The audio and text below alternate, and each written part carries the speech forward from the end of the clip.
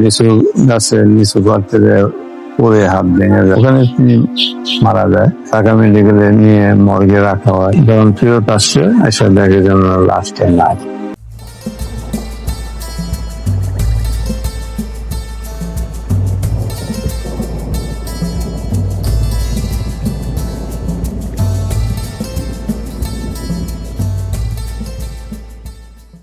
ভাষা সৈনিক রফিকুদ্দিনের শৈশব এবং যৌবনে তার সাথে কি ঘটেছিল, মৃত্যুর খবরটিও বা কিভাবে পরিবারের কাছে পৌঁছালো।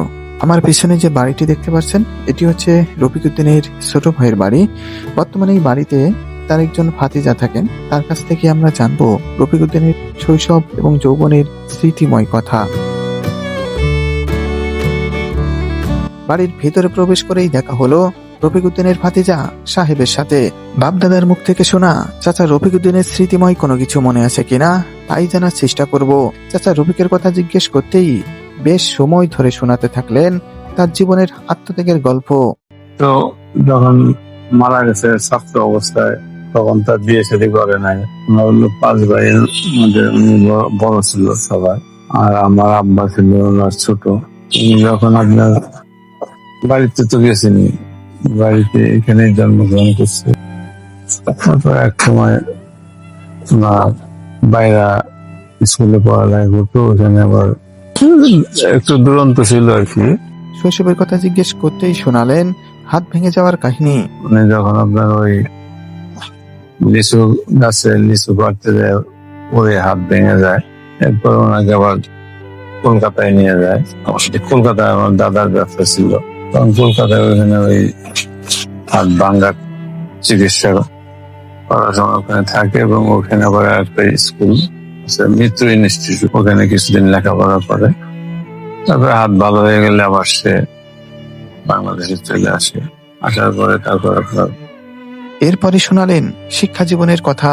প্রত্যন্ত গ্রাম থেকে কিভাবে পা রেখেছিলেন বিশ্ববিদ্যালয়ে। বাইরের থেকে তখন তো মেট্রিকুলেশন ছিল, এসএসসি পরীক্ষা দিয়ে এখান থেকে পাস করে তারপর দেবেন্দ্র কলেজে ভর্তি হয়। দেবেন্দ্র কলেজে ভর্তি হওয়ার পরে উনি এখানে কমার্সে পড়ালেখা করতো। তারপর উনি আবার তখন দেবেন্দ্র কলেজ থেকে আবার ইয়েতে ঢাকায় জগন্নাথ কলেজে যা ভর্তি হয়। তখন 1952 সালে এই সময় এই ঘটনাটা ঘটে। 1952 সালে 21 ফেব্রুয়ারি বেলা 3টার দিকে যখন ছাত্ররা আন্দোলন করতেছিল, তখন বেলা 3টা 3:30টার দিকে আর কি পুলিশের গুলি ওনার ঢাকা মেডিকেল কলেজ জরুরি বিভাগ আছে যে ওইখানে আমতলা ছিল আর কি, আমতলা ওইখানে তার মাথায় গুলিবিদ্ধ হয়। গুলিবিদ্ধ হওয়ার পরে ওখানে তিনি মারা যায়। একটা ছবি তখন তুলছিল ইত্তেফাকের এক সাংবাদিক ছিল আমানুল হক, ওই ছবিটা আমরা পরবর্তীতে আমাদেরকে দিয়েছিল আর কি। 21 ফেব্রুয়ারিতে শহীদ হওয়ার ঘটনা কিভাবে পৌঁছালো পরিবারের সদস্যদের কাছে বিস্তারিত বর্ণনা করে শোনালেন তিনি। ঢাকা মেডিকেলে নিয়ে মর্গে রাখা হয়। মর্গে রাখার পরে আমরা আমার এক ফুপা ছিল, ওনার ভগ্নিপতি আর কি, যে যখন খবর পায় তখন রাত 11টা-12টার মতন বেজে গেছে আর কি। তখন আমরা যাই, ওখানে লাশ মর্গে তালা মেরে রেখে দিছিল। পরে আমরা জানালা দিয়ে কোন রকমে একজন আরেকজনের গাড়ির উপরে উঠে তারপরে লাশটা ওখানে দেখছে। দেখার পর আমার দাদাকে টেলিগ্রাম করতে আসছে আর কি, TNT গুলিস্তানের যে TNT ভবনে আসার পরে টেলিগ্রাম করে যখন ফেরত আসছে এসে দেখে যেন লাশটা না।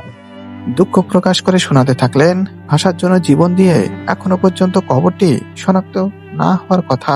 লাশ কোথায় নিয়ে গেছে, একজন ছিল, উনি বলতেছে যে লাশটা সেনাবাহিনী এসে উঠাই নিয়ে গেছে পুলিশরা, পাকিস্তানি পুলিশ।